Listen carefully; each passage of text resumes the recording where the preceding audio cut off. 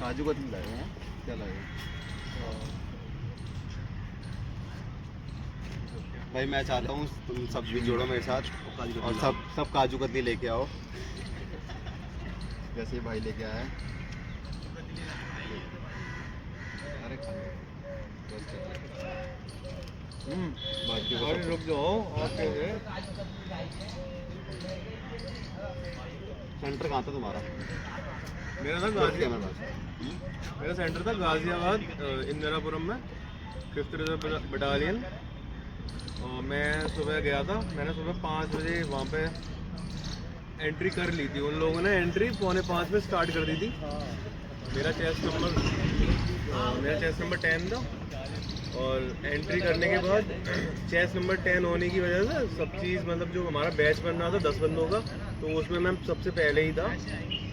उन्होंने फिर सब बंदों की एंट्री कराई। लगभग 220 बच्चों की अटेंडेंस थी वहाँ पे, 300 में से 300 की रिपोर्टिंग की और 220 आए थे। 220 आए थे। आधा कंपटीशन तो तुम्हारा ही कम हो रहा है वैसे भी। पास कितने हुए?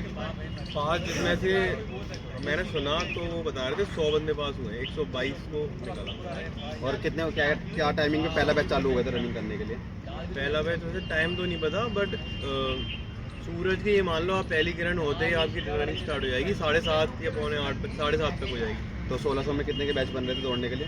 मेरे बैच में बने थे 50 लोग का बैच बना था एक। तो भाई 50 का तो बैच अच्छा है, ठीक है, अच्छी भीड़ एक साथ भगा रहे हैं। हाँ, एक साथ भगा रहे हैं। 50 बंदों को मालूम ही नहीं पड़ता, बहुत कम लगते हैं। और जो ट्रैक था वो कैसा था? रोड का, ग्रास का?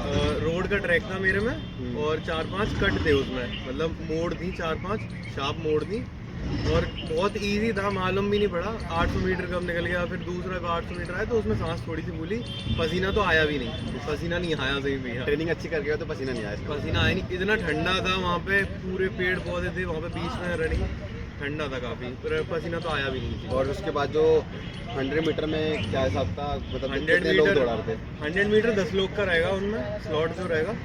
मेरा चेस्ट नंबर 10 था तो 10 लोग को उन्होंने भगाया था। और 100 मीटर में तो थोड़ी रियायत है, इतना नहीं देखते। तुम ग्रुप के साथ चिपक के भागोगे तो ठीक रहेगा, अगर उनसे पीछे हटे, ग्रुप से पीछे रह जाओगे तो वो तुम्हें देखेंगे फिर। और इतने सारे बंदे, 220 में से उन्होंने 3 बंदे निकाले, क्योंकि वो हार मान रहे थे, बंदे बीच में ही छोड़ रहे हैं, 1-2 बंदे बीच में ही छोड़ रहे थे, तो उन्हें हटा दिया। भाई देखो, रेस के अंदर पहली बात गिव अप नहीं करना होता ना। अगर गिव अप कर रहे हो तो फिर इसका मतलब आप बेकार हो, आपने ट्रेनिंग अच्छे से नहीं करी।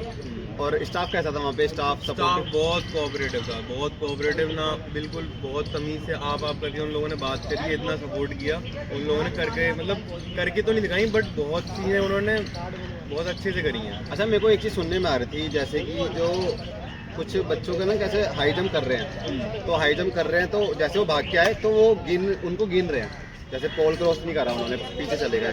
नहीं, तो आपके में कैसा था? मेरे में तो मतलब सही था, बस लोकेशन की जो उनकी हाई जंप की वो पोल और वो है, तो राइट साइड में जो है ना रनअप नहीं है, राइट साइड में उनका एक ट्रैक है मिट्टी का, उस पर उन्होंने वो लगा रखा है, जिसमें जो पोल्स हैं वो राइट साइड ही हैं, तो वहाँ से राइट साइड वालों को डिसएडवांटेज था, एडवांटेज था लेफ्ट साइड वालों को, उनको रनअप मिल रहा था अच्छे से। अच्छा, राइट साइड में स्पेस कम था? स्पेस था ही नहीं, मतलब स्पेस बिल्कुल नहीं था, तो बंदों को सामने से ही आना पड़ रहा था। और जो आप बता रहे हो कि भाग के आ रहे हैं, बस पोल टच नहीं होना चाहिए। हो रहा था काफ़ी लोगों का कि भाग के आ रहे हैं और जंप नहीं कर रहे हैं, तो उन्हें चांस मिल रहा था पूरा। फिर सही है। बाकी high jump long jump easy था या मुश्किल लगा?